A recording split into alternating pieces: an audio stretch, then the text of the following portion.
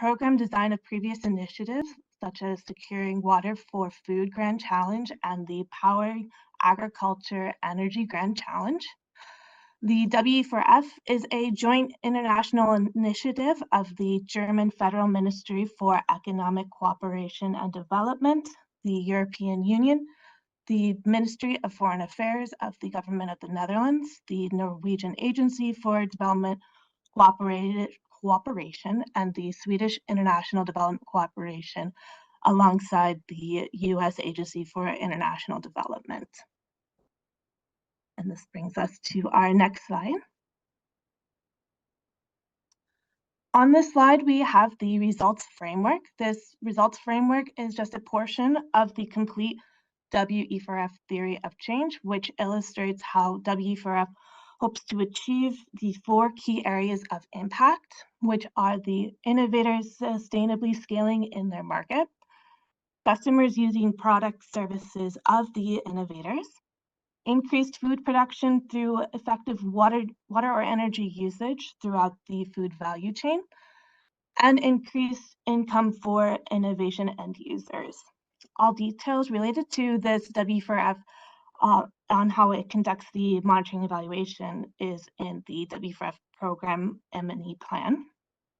And if we go to the next slide. On this slide, we have the key issues to be evaluated on this final evaluation. The way that these are organized, the first 2 are related to impact, the third line here to sustainability, the 4th ties back to effectiveness and enabling environment, and the 5th here ties to relevance through effectiveness and efficiency of the portfolio approach, scaling to end users, and the sustainability of innovators, businesses, thinking, in terms of the sales and profit. Go to the next slide. Here we have on the slide the program's overarching hypothesis. In terms of the program's aim, W4F aims to scale the innovations of small and medium enterprises, which we are referring to as innovators, that positively impact the water, energy, food nexus. The W4F's objective is to increase the environmental sustainability of agri-food value chains by producing more food with more efficient water and energy usage, while improving climate resilience and climate change mitigation around the world, as well as in emerging markets, with a particular focus on the poor and women. To the next slide.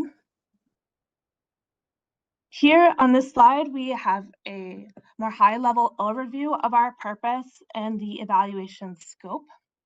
The evaluation sought to make transparent the challenges met and results achieved, and to answer the how and why questions about how the successes or challenges faced by the W4F program. The team looked to assess the extent to which W4F contributed to the outcome and results, as well as identify what impacts can be attributed to the supported innovations.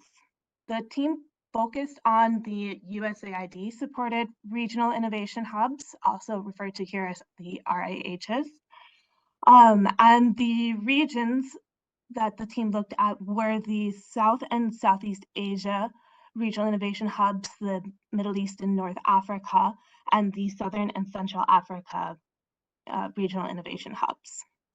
These hubs through these hubs, W4F provided innovators with financial support, technical assistance, enabling environment support, and investment facilitation.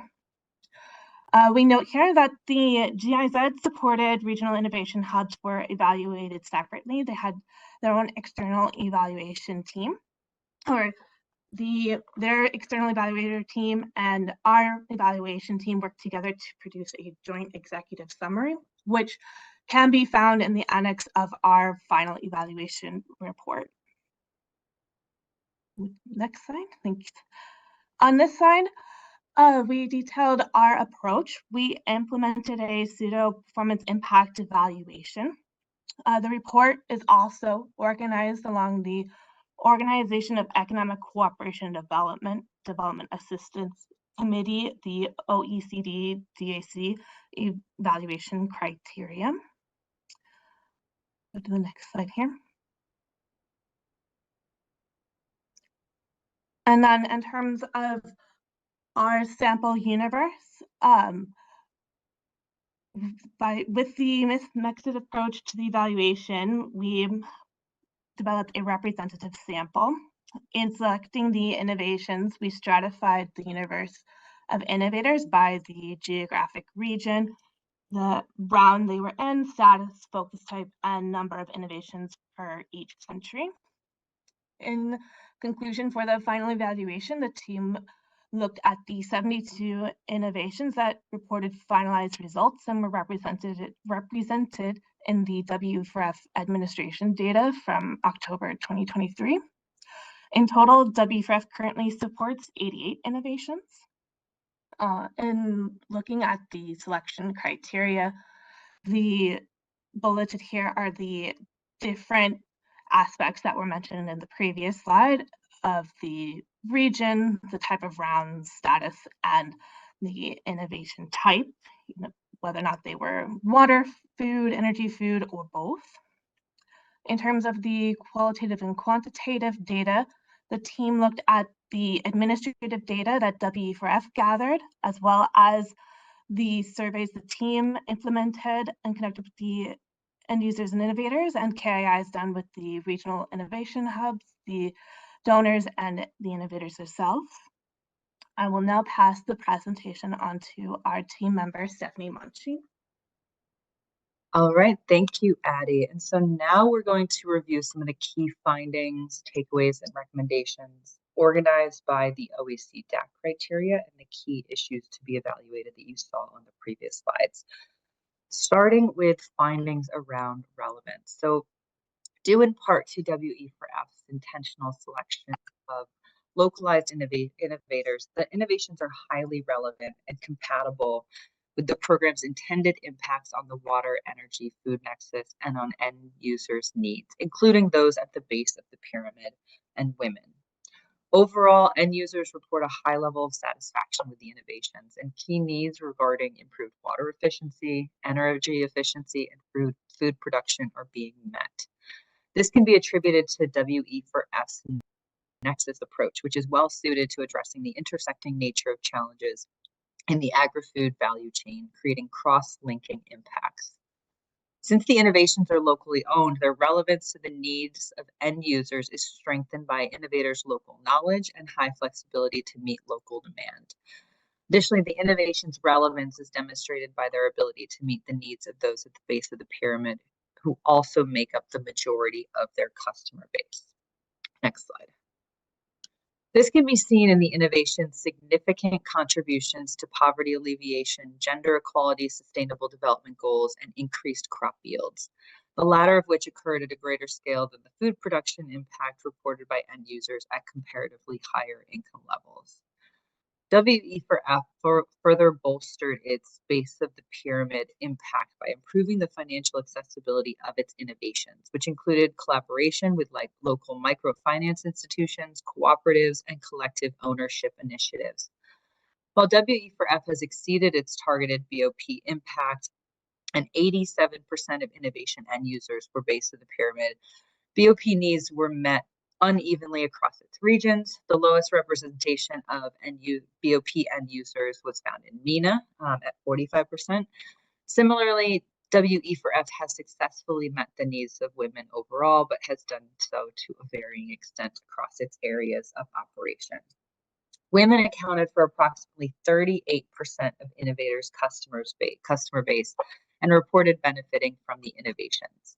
Though WE4F exceeded its target for women end users and improved their participation in farming as well as in incomes, more could be done to address barriers faced by women, such as unequal land ownership and uneven income gains within households. Next slide.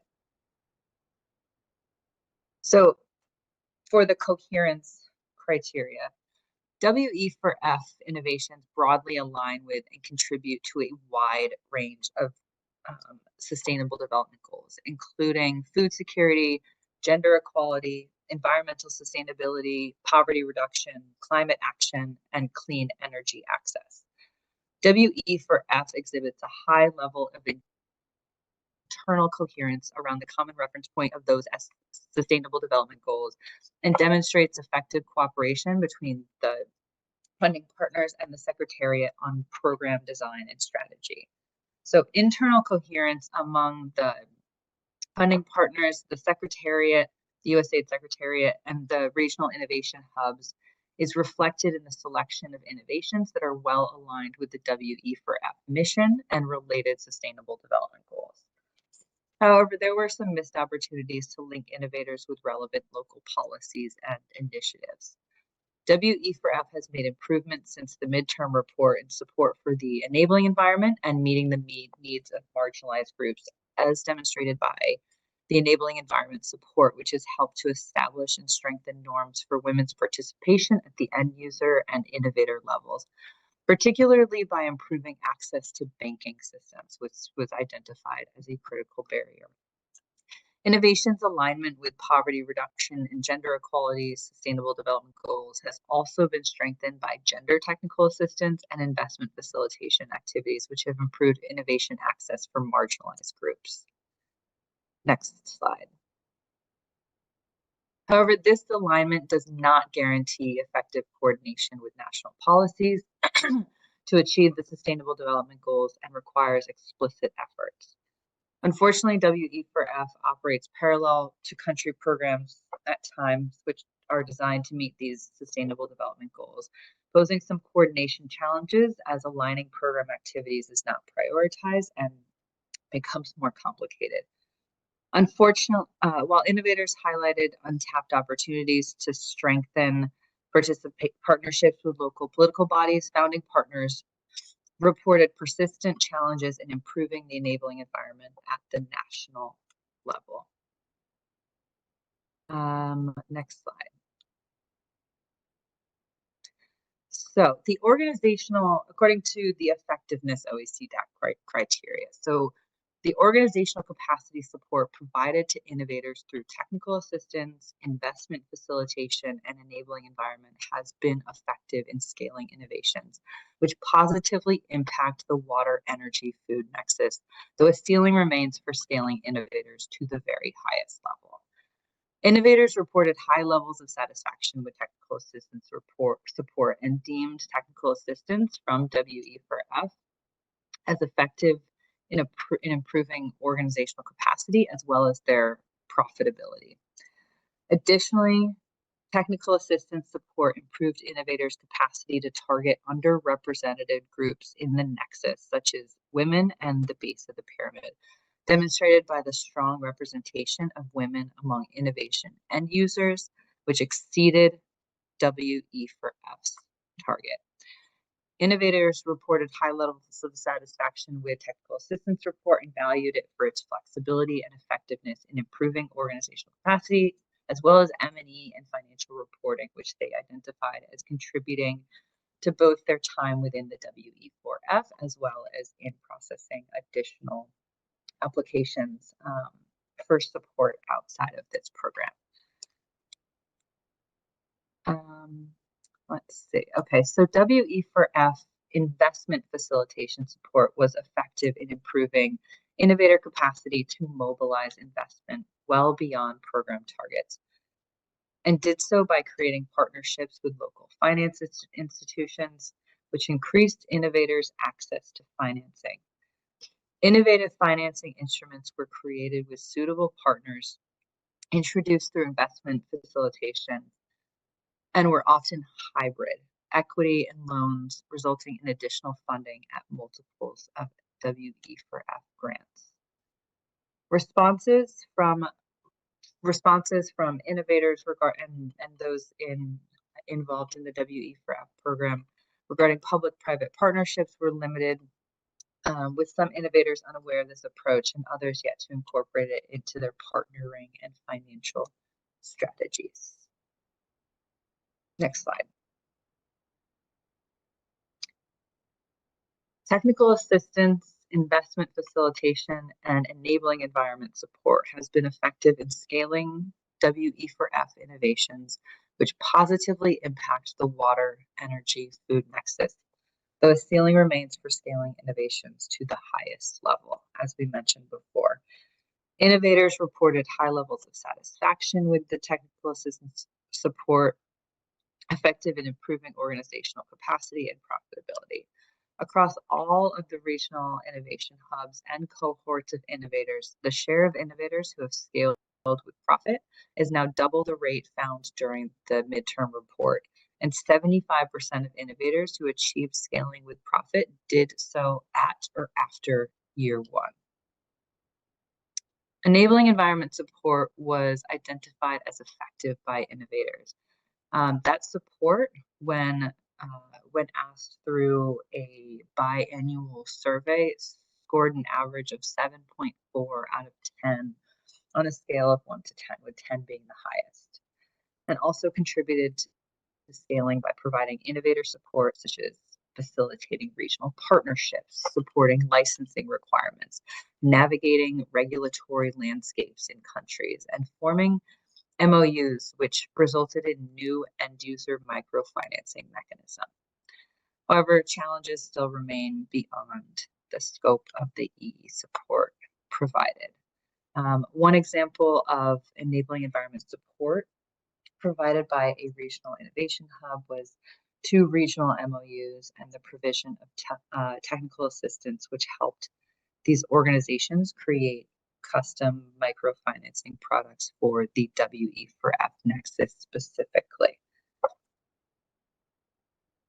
Next slide. Okay, so in terms of efficiency, although the cost of fund management in WE4F is higher compared to other challenge funds, the average is somewhere around 20 to 25%. WE4F's operations are still determined to be moderately efficient, given the significant impact that's been realized, the high effectiveness in mobilizing external funds for innovators, and increased prospects for the long-term sustainability of innovations, which is, of course, one of the most critical criteria for assessing overall impact and outcomes. All of which has been achieved with comparatively limited resources. WE4F's design creates an efficient balance between the resources allocated and the outcomes achieved, particularly when considering the breadth of program impact overall. WE4F's nexus approach efficiently fosters cross-sectional interaction and multi-agency coordination. Despite its centralized, I think we can go back.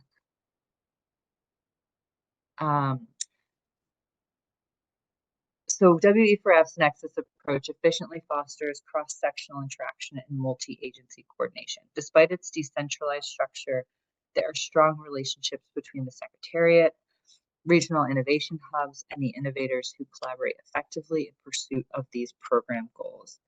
WE4F's comparatively high overhead costs are well balanced, again, with the effectiveness of the Secretariat and the regional innovation hubs as program management bodies, the latter of which has efficiently and swiftly selected 88 innovations while successfully managing a wide range of innovator support services. Innovators have met targets at increasing rates over time, while program exit, which means the number of innovators that have been removed from the program for not meeting targets or has decreased over time, which indicates that the Secretariat has prudently mitigated risk and led the regional innovation hubs in effective innovator portfolio management.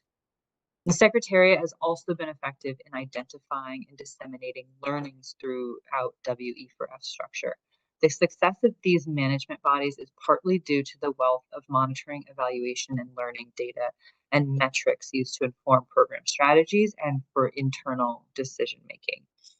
Additionally, the founding partners contribute to overall efficiency by assisting with specific enabling environment issues. Next slide.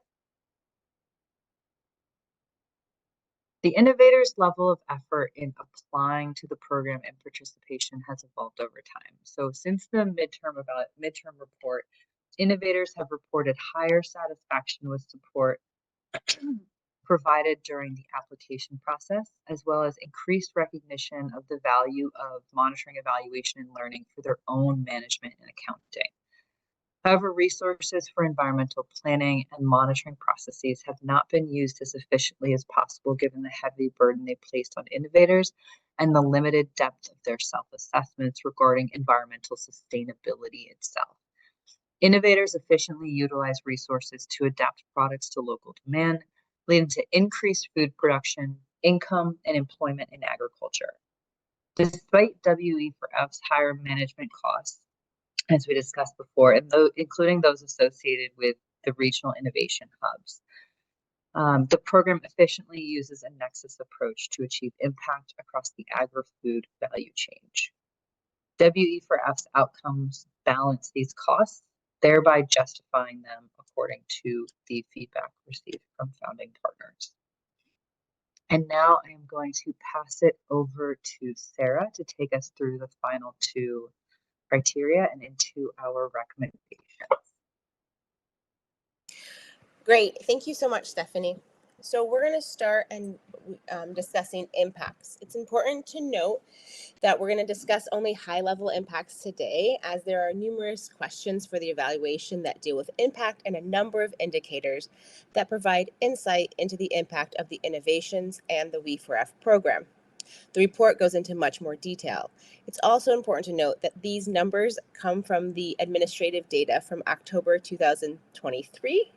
So obviously through the past almost a year or 6 months, there has been continuous improvement and additional impact based on from these numbers.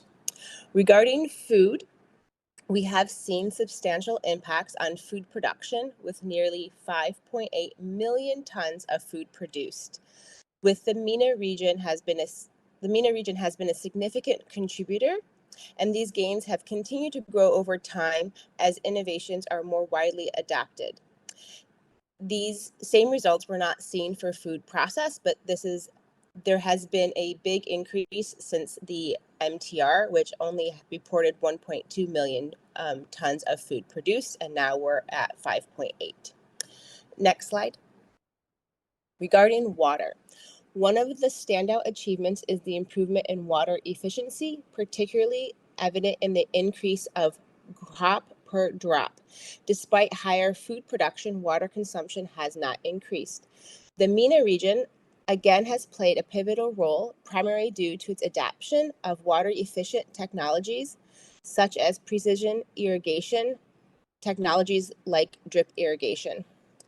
The end user survey also highlights the importance of water reuse or treatment as another way to increase crop per drop.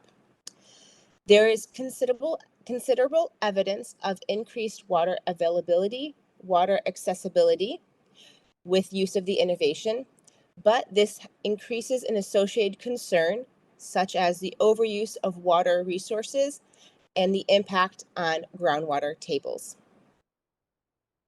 Even though crop per drop improved, total water consumption at the farm level could and does rise as end user income increases from the innovation. Overall, 9.3 billion liters were saved. Next slide. When looking at energy, We4F has excelled in promoting energy efficient and reducing greenhouse gas emissions. An impressive 72% of innovations focus on energy conservation. The program surpassed its energy savings target by 177%, saving over 1.1 billion kilowatt hours of energy and significantly reducing carbon dioxide emissions by over 1.2 million tons.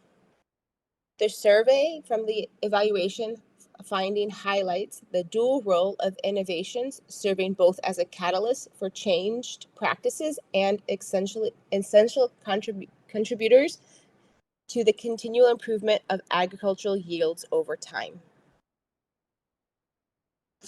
Next slide, please. When looking at income, We4F has positively impacted end user income, with 48% reporting increased earnings, 36% of which were women. Women and those in the poorest income quintile saw the highest income gains. Innovations have reduced energy costs, improved crop yield, and enhanced market access, contributing to these income increases. End users using the innovation longer experienced a greater increase in income compared to those newly enrolled. The program has also been successful in job creation for the innovators, particularly in water, energy, and food innovations. The South and Central Africa region stood out by hiring 75% of the women employed across the different hubs, highlighting the program's commitment to gender inclusion. Now we will look at sustainability. We4F's contributions to climate mitigation are notable, with significant reduction in carbon dioxide emissions, energy savings, and these have surpassed program targets. The program also supported climate adaptation with the program's target for expansion of improved management practices across hectares being reached in a very short time. It is important to note that the benefits stemming from innovations related to climate change adaptation may not always be immediately apparent to end users.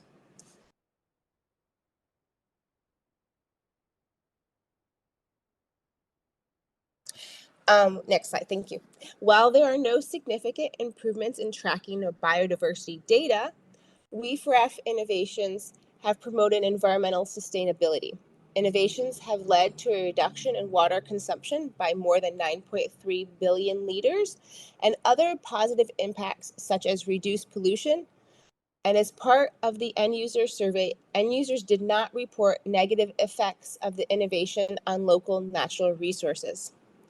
Although 100% of the We4F innovations contribute to these environmental sustainability aspects, only 34% of supported innovators closely monitor their impact on water resources and biodiversity. It's important to note that sustainability is a complex impact, and that a holistic approach will be needed to look at how the innovators were sustainable. Next slide. Now we will be looking at the three overarching hypotheses. The first one, again, is by investing in innovations at water, energy, and agricultural nexus, the pace of sustainable development in all three sectors that impact the food value chain will be sustainably faster than if we relied on more traditional sectoral development programming alone. A sectoral approach could have led to a faster assembly of donors and a simpler design, but the We4F's multi-sector approach attracted several donors and provided a platform for combining water, energy, and food efficiencies, drawing a stronger commitment and more resources. The We4F's bold, innovative nexus approach, combining water, energy, and agricultural, proved to be a significant attraction for donors. It allowed the program to address broader issues like gender, digitalization, and entrepreneurship, which a single sector program might not have achieved. Despite the complexities, We4F became operational quickly, establishing regional hubs and supporting 88 innovators. This rapid onboarding showcased the efficiency of the Nexus approach in creating sustainable impact across multiple sectors. The Nexus approach may not always lead to faster development compared to a traditional single sector approach. However, it demonstrated notable strengths, rapidly onboarding innovators and increasing end users. Next slide. For the hypothesis 2, We are looking at by sourcing technologies and business model innovators that have already achieved early adoption, 1,000 to 10,000 end users. We4F innovations are much more likely to reach wide-scale adoption transition to scale, 10,000 to 1 million end users or greater with over 1 million end users. The analysis showed that innovations which already had early adoption, 1,000 to 10,000 end users, were more likely to scale widely. Innovations in stage 3 to stage 4 saw the most rapid growth, while no innovations reached the highest stage, which was over 100,000 end users. Many moved to higher stages, demonstrating successful scaling efforts. Focusing on early adoption innovations did increase the likelihood of scaling. Many smaller innovations benefited from targeted support, moving up stages faster.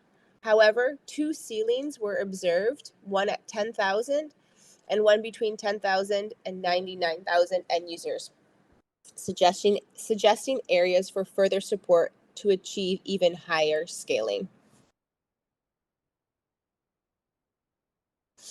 Next slide. Looking at hypothesis number 3, by investing in acceleration-oriented technical assistance and investment facilitation, including for end users to purchase We4F innovations, we will sustainably increase the likelihood that innovators will have the knowledge, tools, and resources to bring their innovations to scale.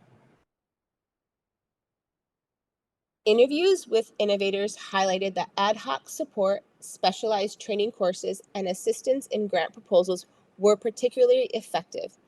These elements helped improve organizational structures and prepare innovators for investor pitches, ultimately expanding their client base.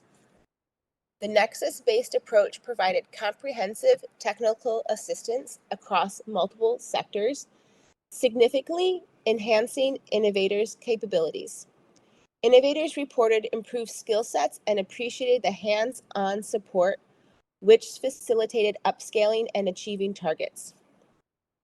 Technical assistance and investment facilitation significantly improved the capability of innovations to survive, grow, and scale. While the support hasn't yet led all innovations to the highest stage, it has driven substantial growth.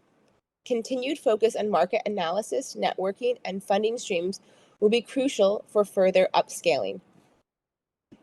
Innovations are reaching the base of the pyramid, and targets on external funding from the private sector were greatly exceeded.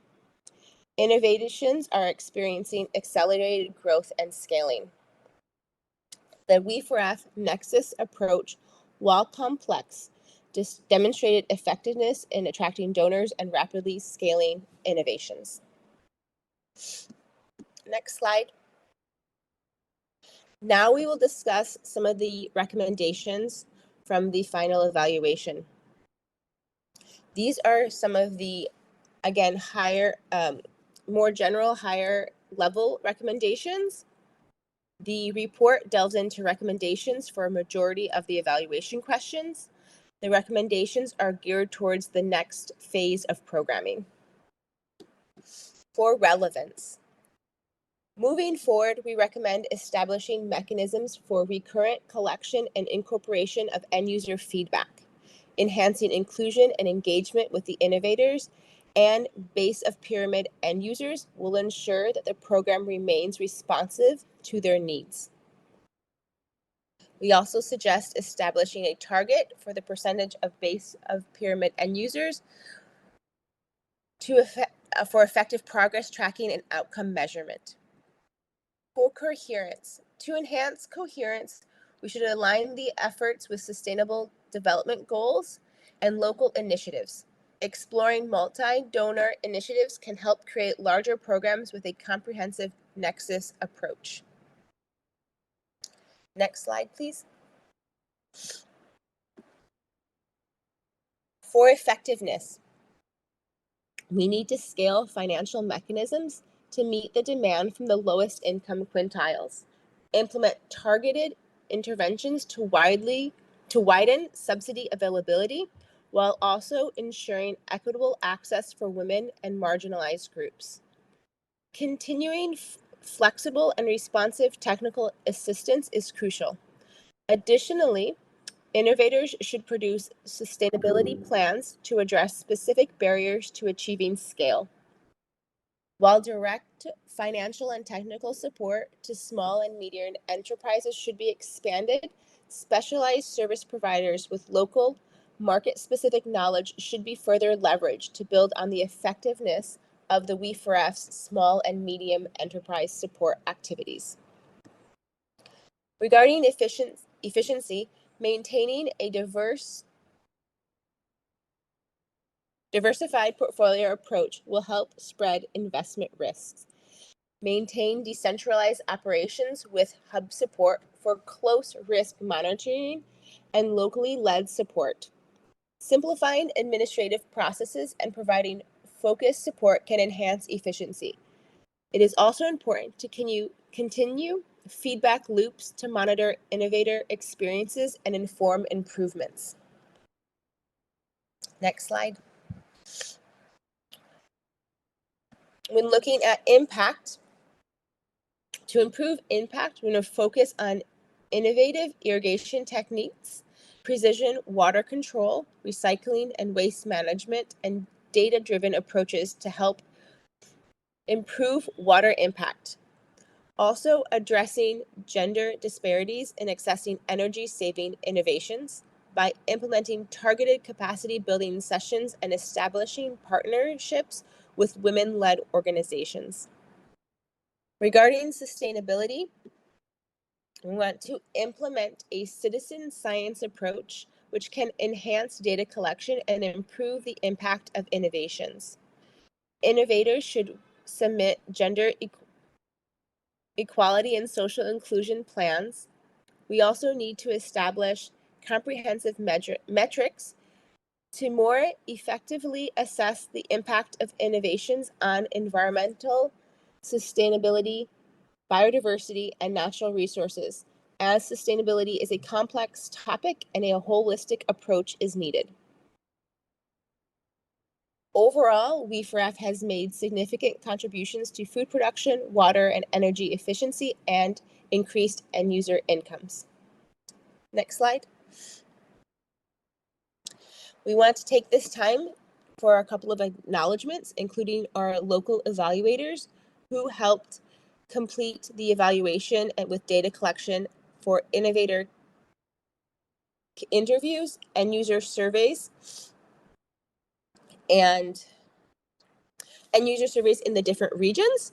We also would like to thank the hubs from Southeast Asia, MENA, and South and Central Africa, as they provided time and provided additional information when we asked questions. In particular, we'd like to thank the innovators who gave generously of their time and often provided additional comments if needed via email. And we'd like to thank the end users who participated in the end user surveys as well.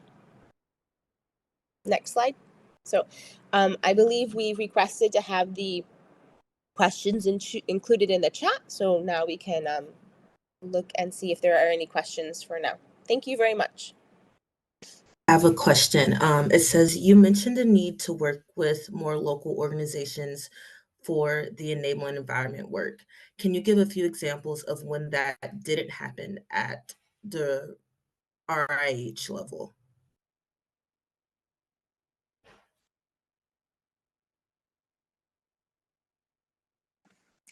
Thank you for your question. I think we are encouraging more work with local organizations as the enabling environment work is very complicated and it changes very much based on the different contexts.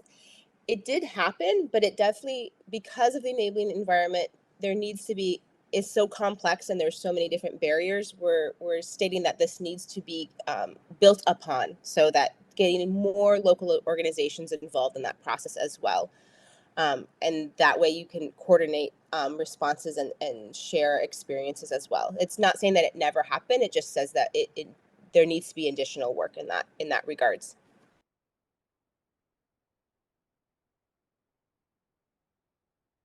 Another question is asking if the evaluation looked at water quality aspects.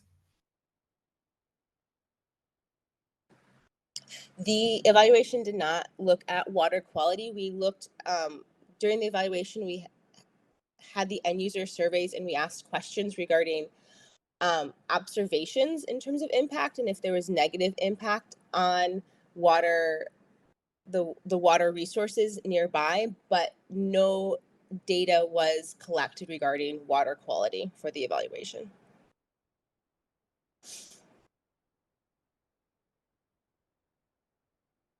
Okay, the next question asks, can you share any observations where collaboration with local institutions did occur?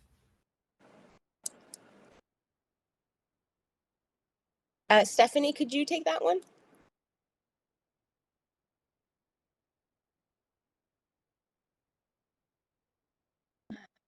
Yeah, I can give it a shot.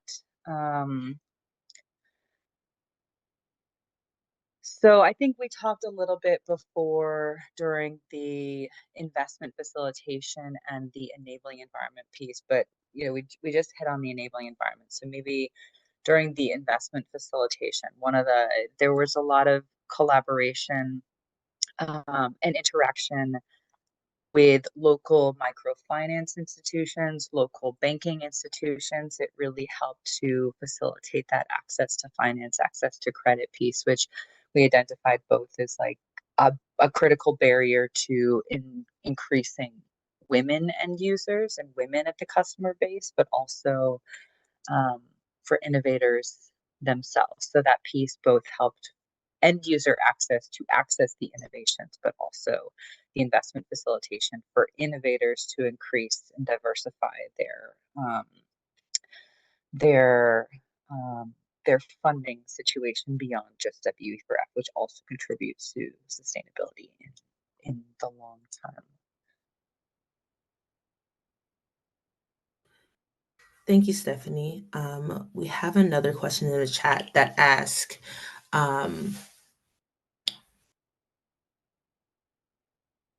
let's see, was the connection of innovations with the global agenda, such as reporting with the UN system or collaboration with UN entities, taken into consideration for the evaluation?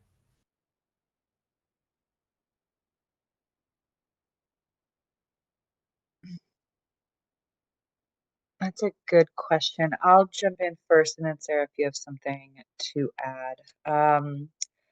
I don't believe it was systematically considered across all innovations as something that we had as either an evaluation question, sub question, or an instrument question. So unfortunately, I can't answer that from like a very systematic, intentional perspective. I think that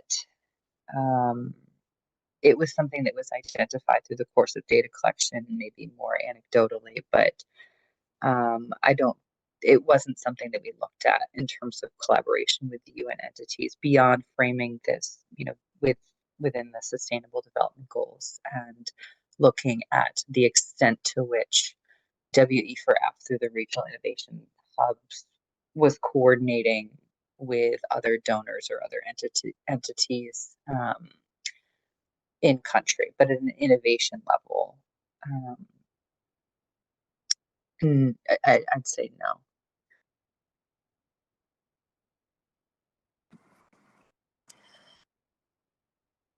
Thank you, Stephanie. Yeah, I think the evaluation looked mostly at the reporting within the USAID system.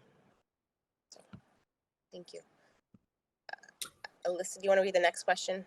Yes. So regarding the previous questions on water quality, what were the observations or responses from innovation end users regarding innovation's effect on local water resources, pollutions, etc.? Thank you. And I won't quote percentages because I don't remember them off the top of my head, but generally they were quite positive. We did not have I believe maybe 1 or 2 responses reported a negative impact or a negative response, but majority it was all positive in terms of either a positive observation in terms of local water resources or no negative impact observed. But the report does touch on that a little more in more detail.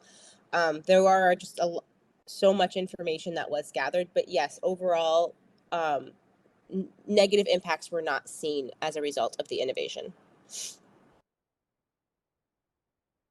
The evaluation found that base of the pyramid needs are met overall, but to uneven extents between regions. Can you elaborate on this? Where was the most or least successful and why?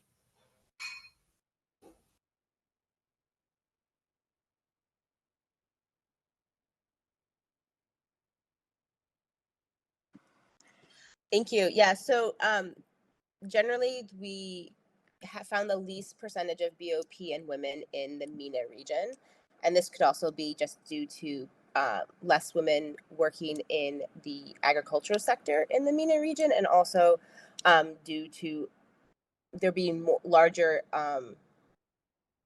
farms in the MENA region as well. So it's not exactly clear as if it was an issue regarding access or just the number of farmers in the basic pyramid. But what we found from the report was a lower percentage in the MENA region, and a much higher percentage in the Southeast and Central Asia, Southeast Central Asia region.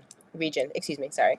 But again, the report goes into a lot more detail on that, but again, obviously the report's quite long, so thank you for the question. Another question, does the final evaluation report mention any data collection challenges? Data collection's always a limitation due to like budget and time. So obviously we discussed that we couldn't, interview everybody and couldn't have a huge sample of end users due to budget and time. So that's always a challenge when having an evaluation, and also just in terms of how many questions you can include in a survey and get a positive response to. So there are the normal data collection challenges in terms of just getting as many questions in a survey as possible, but also ensuring it's short enough that you get a good response rate, and then trying to get to as many end users and innovators in the field as well. I would also throw in limited baseline data availability. It makes looking at doing more time series from the beginning.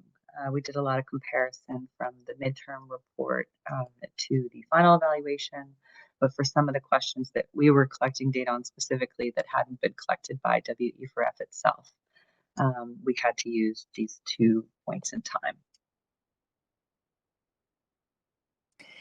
Yeah, and as the question continues, any challenges observed in WE4F's data collection measuring certain types of impact?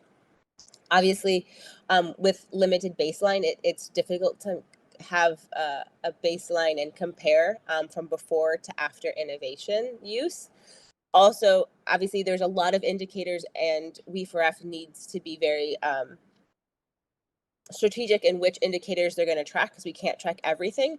But we did find some indicators like energy transitions, transitioning from fossil fuels to renewable, which would have been something to, and then also income. It's difficult to track increased income with limited data, and so that's just something to that we recommend as well, is in terms of the larger approach in terms of sustainability. We mentioned citizen science collection, so collecting more data at the end user level, either as like not for every end user, but like model end users, to collect information on what their household level is, not necessarily specific information on income, but what kind of amenities they have in their household before and after the innovation used, and then also information on impact on the environment. to compare what the impact is instead of just observational or anecdotal evidence, seeing if there could be additional data collection to provide more insight into the positive environmental impacts.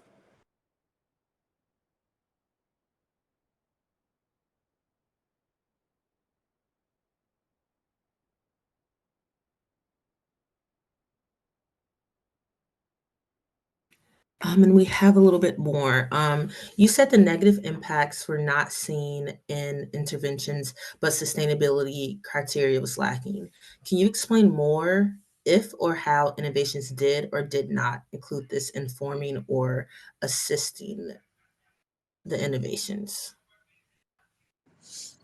So when we talk about not having a lot of sustainability criteria, so there was environmental assessments, evaluations done, and they provided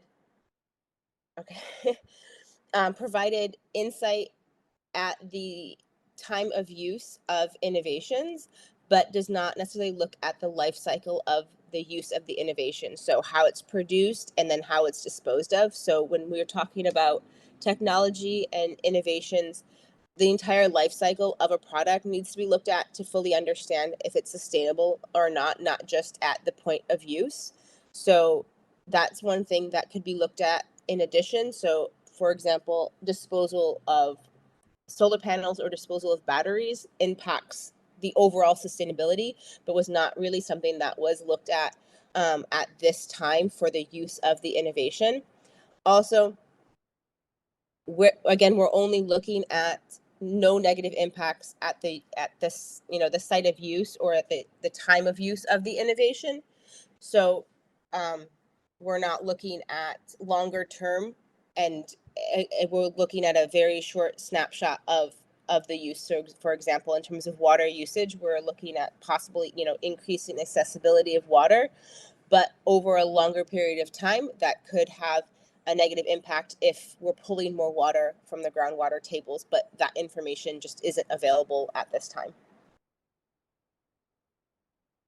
And can you speak to findings around innovators' environmental compliance, monitoring processes, IEEs, etc.? From the innovative perspective, was it approachable or difficult? Did it provide meaningful or useful insights? So some of the feedback we got from the innovators was that the environmental compliance and monitoring process was pretty intense. They didn't always see a benefit from it. It did help them in terms of organizing information for additional funders, but it did seem very intensive. But it's necessary to fully understand what we're talking about, especially regarding sustainability. We think that there's the suggestion to have more information for sustainability to fully understand the impact, but that could increase reporting requirements for innovators. So there would be a balance that would need to be approached. It would also include the need to discuss with the innovators and end users the concepts, and that sustainability is not just at the point of use, but also looking at the full life cycle of something. So maybe we're looking at sourcing different materials that are from a better supplier to help with the overall sustainability of a innovation, and looking at disposal methods as well.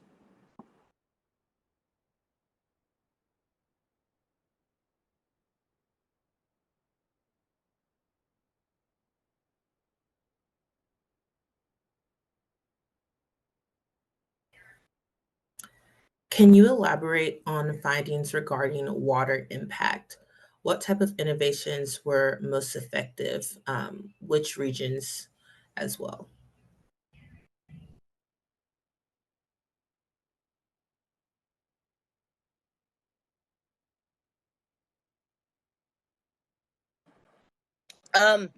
Yes, I will have, I want to pull up the report so I can give a better response or more in-depth response, but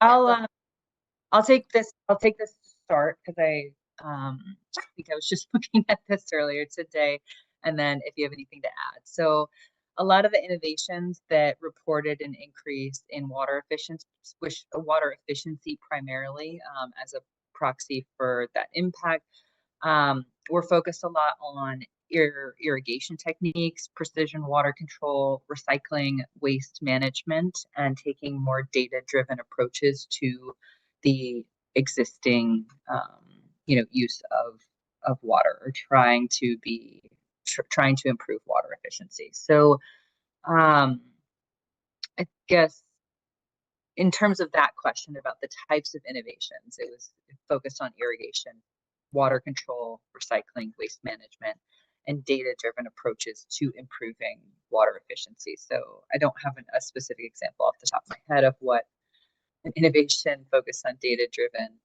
approaches would be, but I think they all fall on that spectrum of water efficiency to increase impact. So we found the most evidence of increased water availability, water accessibility. And I think a question before asked about one of the concerns with water, and one that we did find was a general concern. This is broadly speaking, and has nothing to do with the individual impact of single innovations across the entire sample of innovations, but there were concerns with the overuse of local water resources and falling groundwater tables, because if you think about just because crop per drop increases, a lot of these innovations, especially as they're scaling, or improving or increasing their size, their yields, and that could, even though overall water efficiency is increasing, they could be using more water, and that could have a negative drain, pun intended, on the local water resources, because those aren't things that individual innovators are considering especially when they're in a program that is promoting them to scale and be more profitable and do more within that space. So I'll stop there and see if Sarah has anything to add. Thank you. And in addition, both MENA and the Southeast Asia regions exceeded their water saving targets. So both of those regions met their targets that they had regarding water savings. Thank you. And what are observations regarding your findings on biodiversity? Regarding biodiversity, there was one indicator that tracked regarding if the innovators monitored biodiversity, and there wasn't really an improvement on that indicator. And so this is one of those sections where there wasn't a focus like there was on some of the other targets for the support regarding the hubs and collecting information. So it's not, we don't have a lot of information regarding increase or findings on biodiversity. So that's something that could be improved in the future.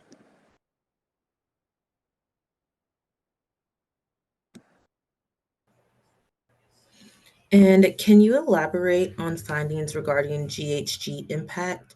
What types of innovations were most effective? Which regions as well?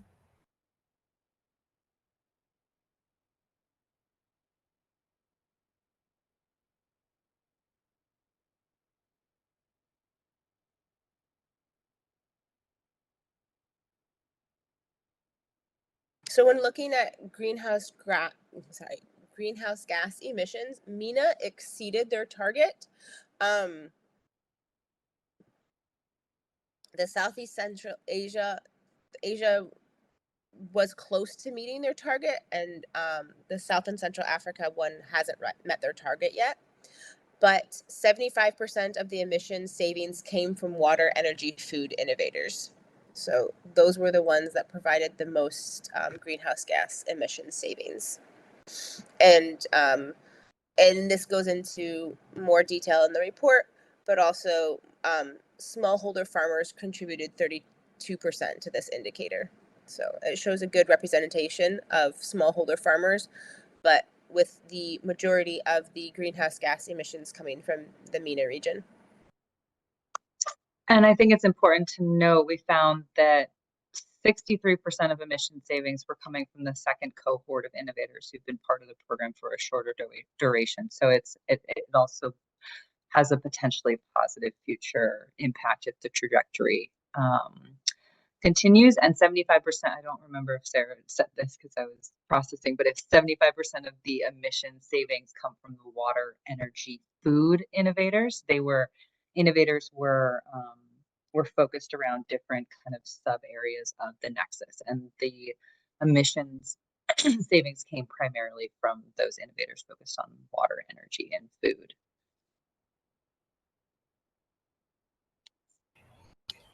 Thank you. You mentioned that there were missed opportunities for linking innovators with local policies and initiatives. Please explain this at a high level. Are there more insights into this in the report?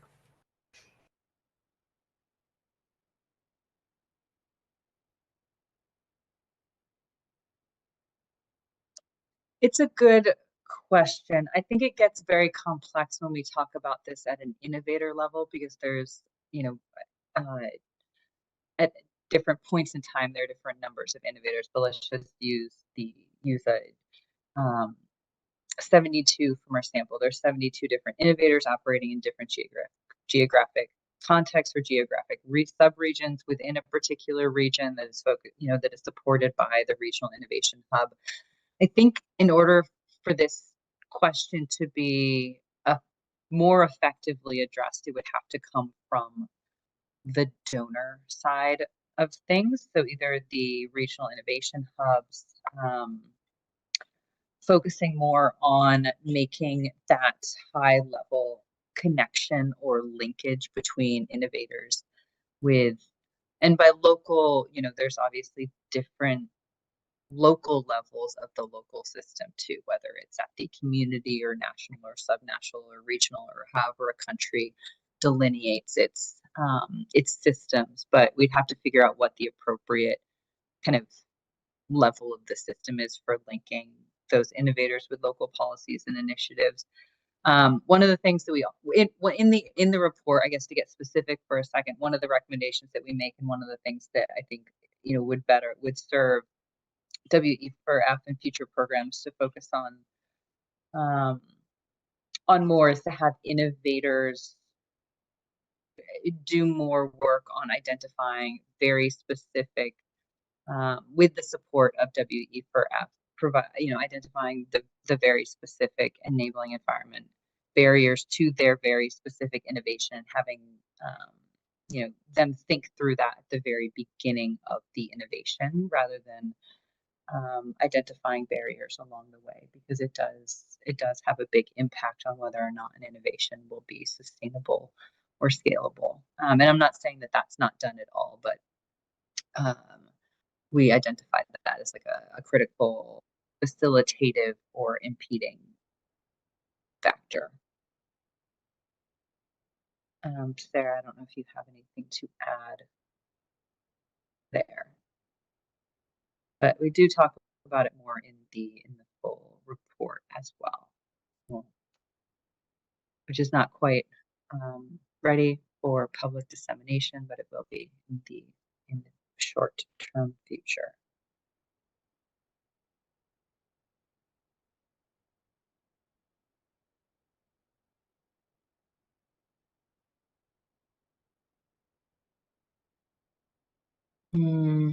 That's a good question. I don't know sorry, Alyssa, I'm taking your job, but the question is, you highlighted concerns on overuse of water. Is this specific to certain innovations and regions, or it applies to all? I think that I don't think that we have the data collected systematically to be able to identify that on an innovation level. I think generally speaking, we found that there wasn't there weren't innovation concerns and overuse of water, but then when we during our interviews or focus group discussions, and then in conversations, it's a concern. So maybe we can assume that it might be a bigger concern in the MENA region where water scarcity, where there are lots of issues. But I think it would depend. It is very geographic and regionally driven, and we just don't have that kind of micro level of detail to be able to say like this region or this specific set of innovations, because the evaluation had, I think, had quite a few sub questions, around 40, and then within that there were 80, 70 something innovations that we were trying to look at, and 3 hubs. And so it's a good question for further exploration, but I don't think we have the innovation level data to be able to, and Sarah, correct me if I'm wrong, I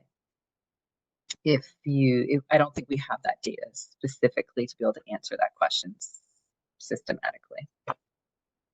No, not in terms of, it was mentioned for most of the regions, and particularly regarding solar irrigation, as now you're not paying for the use of water, so you can there can be more of a use of water since you're no longer paying for the diesel or the fuel to pump it.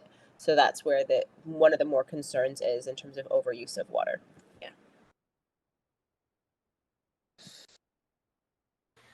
Thank you. And there is a note, and I think Sarah just mentioned it, that regarding water overuse, you can see the MTR findings on solar irrigation. We do have another question that asks, can you speak more to effectiveness of the Nexus approach contributions via cross-linking impacts, et cetera? What did this look like?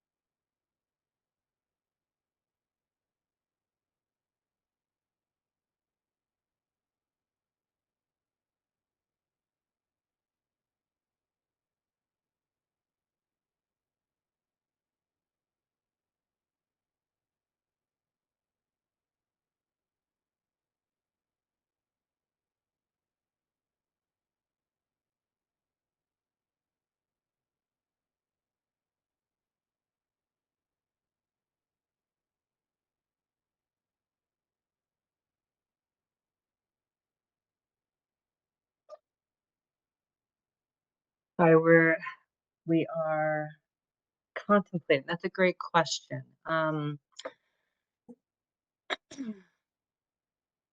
don't know what you mean necessarily by what did this look like, but the Nexus approach and cross-linking impacts. So we determined that based on responses to what does the Nexus concept look like? Sarah, do you want to take that? My dog has just started barking in my background. Hold on one second.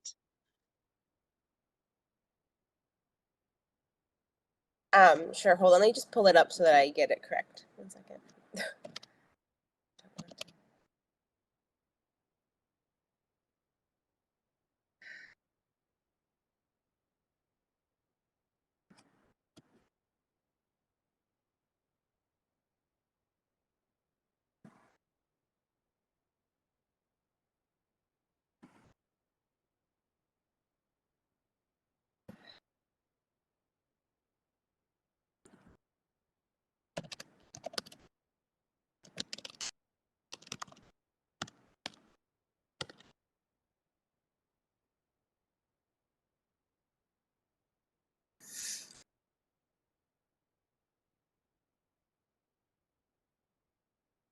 So, okay, so we're looking at, for the Nexus approach, right, identifying mutual beneficial responses that are based on understanding of the synergies of water, energy, and agricultural policies, right? So looking at the overlap of those 3 areas to develop an approach where the impacts are cross-linking, I guess is the way. So, or to the effect. So by the effectiveness of the nexus approach, we're looking, it's effective because certain activities have impact across the 3 areas, right? And so some innovators or innovations are looking at, you know, they might be traditionally water or might be traditionally energy, but they do have impact on the other areas as well. And by looking at by taking that approach, we're able to have an increased impact, right? So so that the impacts are connected throughout the innovations across the 3 main areas. I hope that helps. Yeah, and one thing that we mentioned in the very beginning, but just in passing, so WE4F is a kind of, is a follow-on program to 2 previous grand challenges for development. The last one, the Securing Water for Food, focused on the water and food kind of nexus, and the powering agriculture in Africa, focused on the energy nexus. So WE4F took lessons from both of those sets of programs and the nexus approach, and created this, the more of a trifecta that was supposed to capitalize on those synergies. And there are so cross-linking impacts. Each of those areas affects the other. So working on them all together, you're taking somewhat of a, maybe not fully, but somewhat of a more systems level approach to addressing some of these development challenges, because neither of those individual areas works in a vacuum. Stress the fact that not only is this, it's beneficial for the innovations and for working on policy and for providing support, but the nexus approach, we found that it creates cross-linking impacts for end user needs as well in the water, energy, and food space. So there were positive correlations on impacts for end users in water, energy, and food production. So the WE4F strategy, I think we may have mentioned this in the very beginning, but it's something to stress, has been to select a portfolio of innovations to meet these, local demands and needs across these interlinking impacts of water, energy, and food. So, to achieve water efficiency, improve energy resources, energy savings, because there are, I hate to keep using the word, but cross-linking impacts across each of those different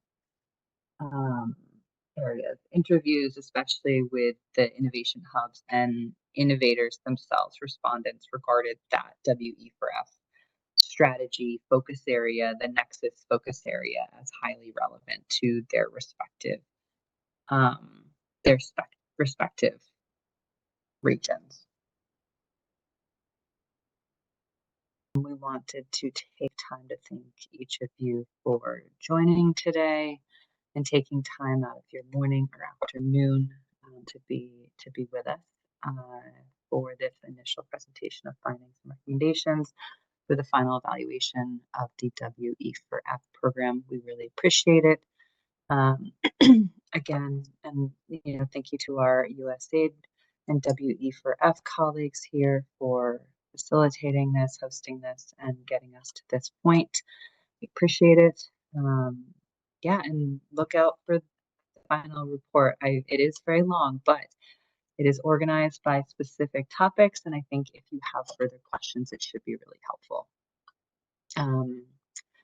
Yeah, have a great rest of your day, and we look forward to sharing what we have when it's final.